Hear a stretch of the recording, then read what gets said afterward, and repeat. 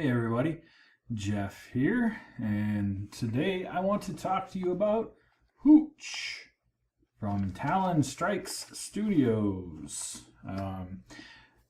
Dealing with a prototype, so I don't have a box to show you or anything, but I got this nice little rule book that they sent along. First thing I want to talk about, and at some point, I'll shrink down, and behind me you'll see pretty much just the components for one player, roughly. There's some cards, there's some stacks in there that all players use, but kind of just a quick setup for one player to kind of show you the components all in one shot. I'm just going to leave that up behind me. But the first thing I want to talk about is Talon Strikes Studios did an amazing job sending out the review copies for this. They personalized all of them that I'm aware of. So they took their time with them. They customized them for each reviewer that they were sending them out to. You can't really see it, but like this is the card sleeves for one of the card decks. And across the sides, it says All Us Geeks Podcast.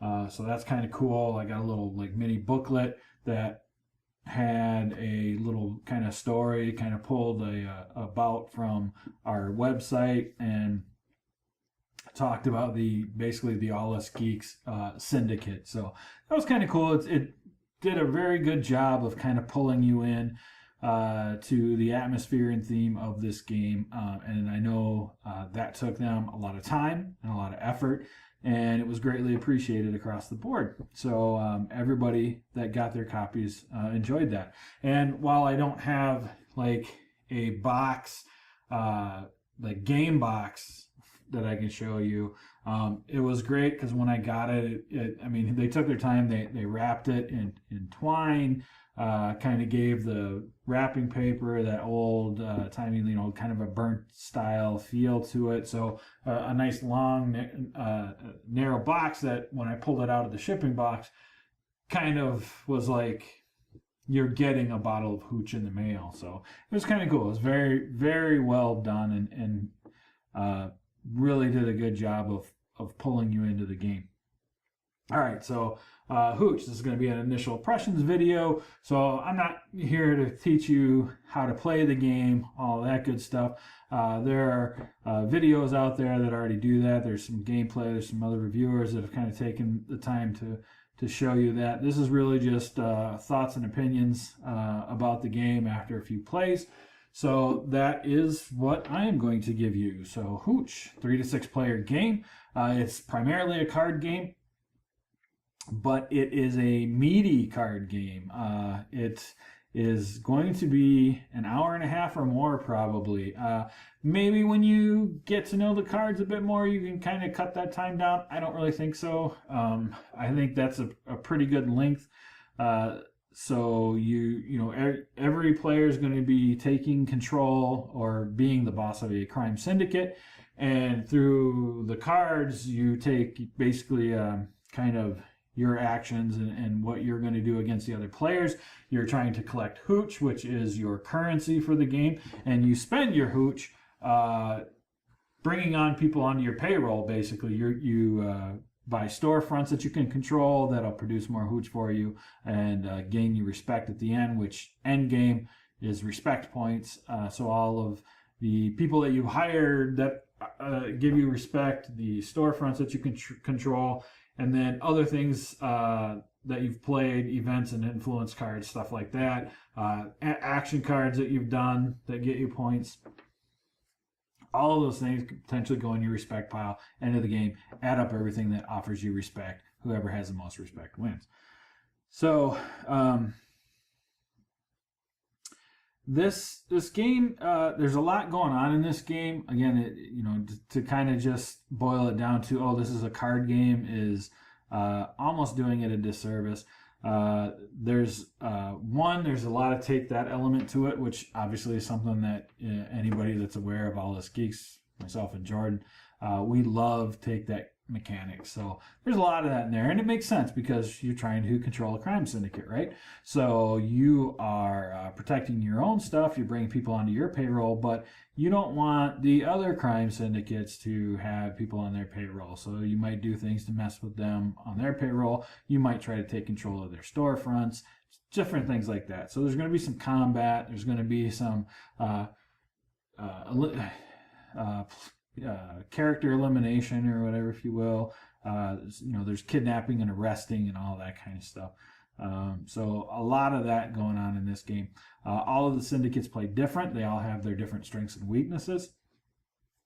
But they're also not going to be always 100% set in what they are. Now, each syndicate has a fairly meaty set of cards, hefty set of cards that are in their specific color that will always be in their deck. But there are also influence and event cards. Each syndicate has influence and event cards for themselves. But you don't get to keep those necessarily. You'll take every syndicate's influence cards will all get mixed together. Every syndicate's event cards will all get mixed together. And then each will be distributed out among all the players. So you're going to get some of the other syndicates, events, and influences and all that good stuff. So it's going to change up your deck a little bit as you go along. There's also this fairly big action card deck, which will have basically different events going on throughout the game. It might be a way you get some extra hooch. It might be a way you get some extra respect. There's also going to be different missions and different things that affect the gameplay and stuff like that. So one of these will get drawn at the start of every player's turn.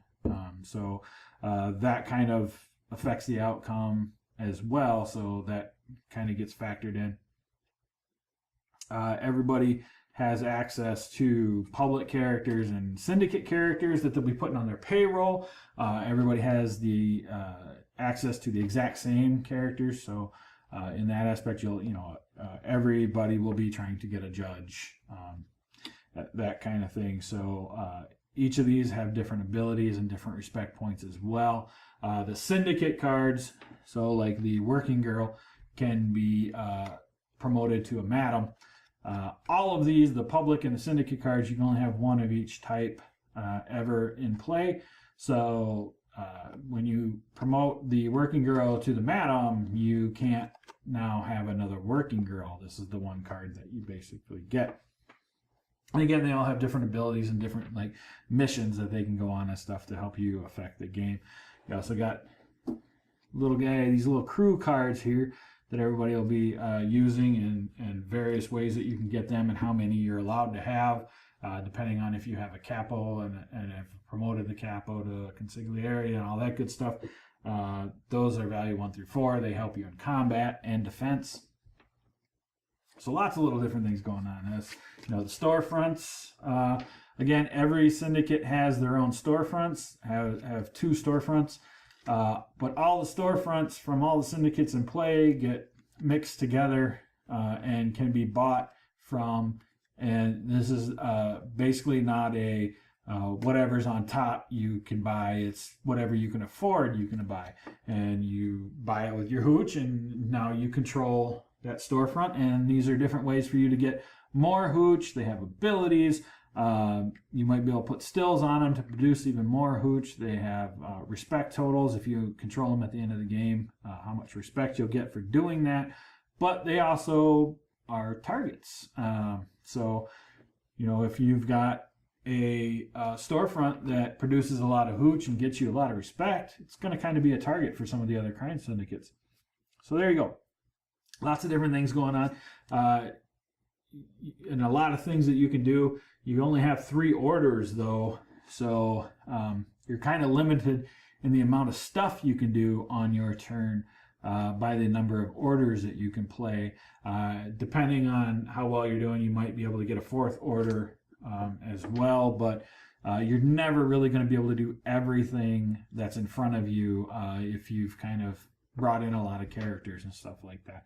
So you got to kind of pick and choose what you want to do. Not only that, but other players are going to be kind of messing with your characters. They might take them out of play for a little while until you can get them back, all that kind of stuff. Lots of skill checks, so there's dice involved as well. So you'll be rolling dice, and it's always kind of almost like an attack and defense thing. Somebody's always going to be rolling opposite you to see if you are successful or not.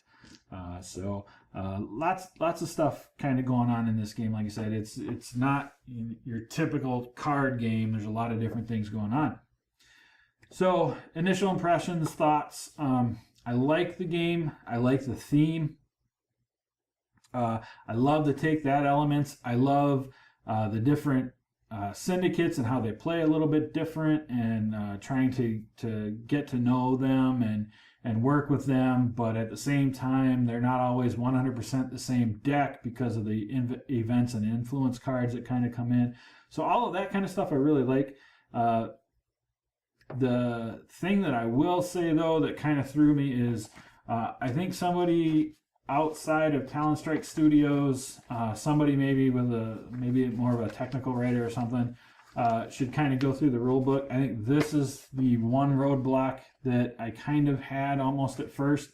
I think it just could be restructured a little bit. I mean, it's not horrible, but one of the nice things that I found out after trying to go through this a couple different times, and at some point, Jason over at Talon Strikes Studios let me know that there was a online video rule book. And I went over and watched various aspects of that were kind of giving me some issues. And I found out that there were various things that I was playing wrong, potentially from my initial reads. So that was really good, and it's good that that resource is out there. But this right here is everybody's first look at the game, right? You open the box, and this is what you're going to get. Again, it's not a horrible rule book. I think it could just be restructured a little bit. What I will say is, and I need to probably shoot Jason an email, or shoot me an email, Jason, if I haven't yet and you're watching this. There are some typos in here still, and again, this is a prototype, so there's still plenty of time for all that kind of stuff to get fixed. But there's at least one typo in here that really stuck out to me, and I went over to the Kickstarter page and looked at the rule book that was there for people to check out, and sure enough, that typo was still there. And the reason that typo sticks out to me is because above it talks about this, and then in a sidebar it kind of tries to reinforce it, like most sidebars do, or a box, highlighted box or whatever. And the typo is a legitimate word, so spell check's not going to catch it, but it actually changes the meaning of the sentence to the opposite. So that's very confusing, right? I mean, if you read up above, it does this, this, and this, and then you go in, and here in the highlighted box, it does the complete opposite. So just little things like that. I think somebody kind of going over the book again would be awesome, and maybe a little bit of a restructure. But the video tutorials are really, really nice. Like I said, I kind of went out there and checked out a bunch of those. Various areas that I still had questions on after a couple plays, a couple early on, and just kind of even from early on and very early on, from just putting the components out on the table and trying to figure it out. That helped out a lot. So this is my one minor gripe right now. This is, again, it's a more complex game, and I think that's part of the issue. The more complex game you have, the more you want to be able to quick reference in the rule book. And I think that was one of the things, I'm sitting here trying to teach it to other people. Quick looking up what their questions are wasn't always easy, wasn't always fast. So this is one of those games we've kind of talked about this off and on when we review stuff on the podcast. After you get to a certain amount of complexity and a certain amount of pages, an index in the back is almost a must. And this one doesn't have an index right now. It has a nice front page to kind of help you a little bit in the layout and where to find different things. But that's not always necessarily, where you think something is going to be isn't always necessarily where it's going to be in the rule book. And that's happened several times to me with this rule book. It's I look in one spot, jump around for a little while, finally find it. Oh, okay, well, they pulled that section out and went into a more thorough explanation somewhere else. So that's where an index, okay, that is on this page and this page, jump. Oh, yep, there it is, would help out quite a bit. Again, that's a minor thing. Rule books are notoriously difficult. I'm well aware of that. I go through it myself. I'm looking at several other rule books right now that people have sent me. So it's the bane of every design, or potentially the bane of every design. But I learned the game. I played the game. I've had fun with the game, and I enjoyed the game. I think I could have just maybe enjoyed it a little bit faster. So you kind of saw the components, some of the components behind me. If you that playmat, which is beautiful, by the way, I love the playmat, is kind of like the the mouse pad style playmat. That's an add-on for the Kickstarter. Worth checking out. The actual game, I think is going to come with paper playmats, because the idea of the playmat is very nice. It helps a lot. Kind of shows you the structure of where things should be laid out in front of you. Has a nice little turn sequence on the side of it. So that's pretty cool. But if you want to do that upgrade to the nice, thicker, mouse pad style playmat, it is available. That's awesome. One of the other cool things is I've seen recently, I know they got the information back that they were able to include the all-female syndicate. Originally, I think that was going to be a stretch goal at some point. They found out through their manufacturing printing that they were going to be able to include it in every box. So that's kind of cool. There are other stretch goals available for other syndicates. I think there's some add-ons for syndicates as well. So definitely go check it out. If you're interested in the Prohibition style era for a theme, if you are interested in a meatier, asynchronous play, various syndicates, again, that play very different. If you like that idea, if you are interested in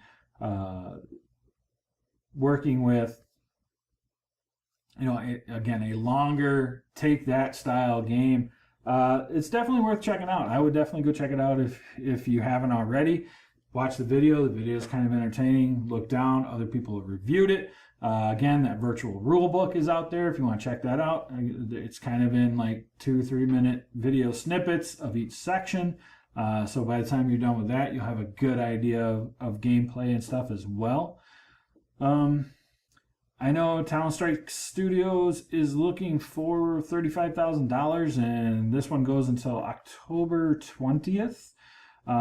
So they've got a long way to go.